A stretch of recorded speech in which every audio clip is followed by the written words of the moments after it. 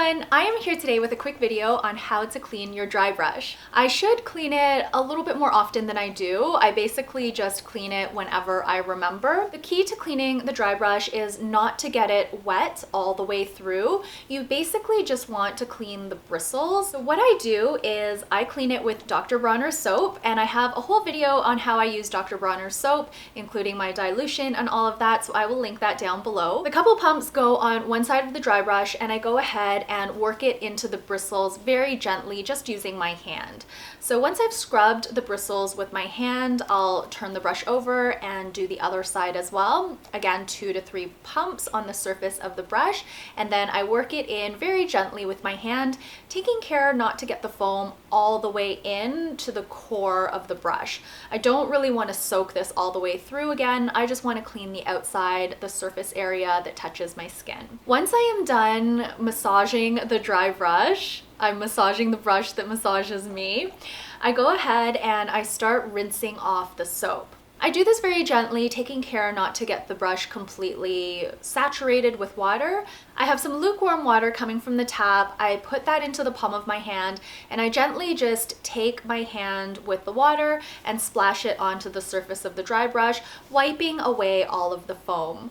Now you'll want to be careful what soap you use. You don't have to use Dr. Bronner soap, but I find that this dilution and the combination of my water is a little bit more on the hard side. Foam washes away really quickly. If you have a very foamy soap, it's going to take you a lot longer to wash that out of the bristles. So you just want to be careful that whatever you're using, it's easy to rinse out. Once I'm done rinsing away all of the suds, I'll go ahead and give the dry brush a few really vigorous shakes, just like this, into the sink.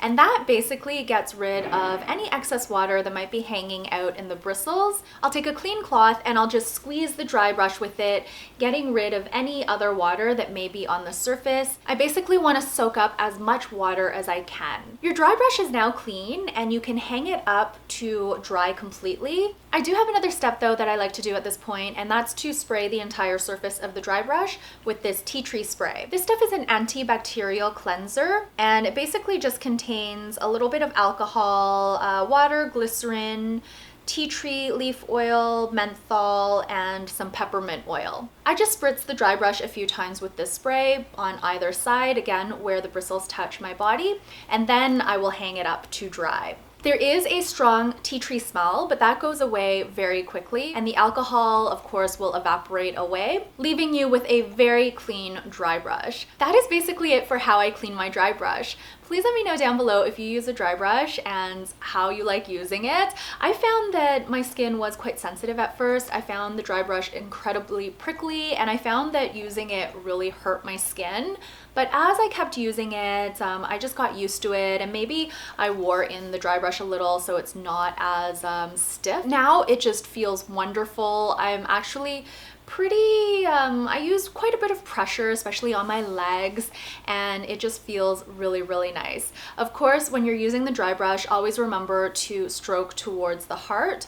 I start at my feet and my ankles, and I work my way up my body. I do my arms, my torso, my back, a bit of my neck, my chest, of course, but always stroking towards the heart. That is it for today's video. I'm so sorry about the lighting. The sun is kind of coming in and out because of the clouds, but it's a gorgeous day. I hope you got something out of this video, and I will see you very soon in another one. Until then, please take care, and bye for now.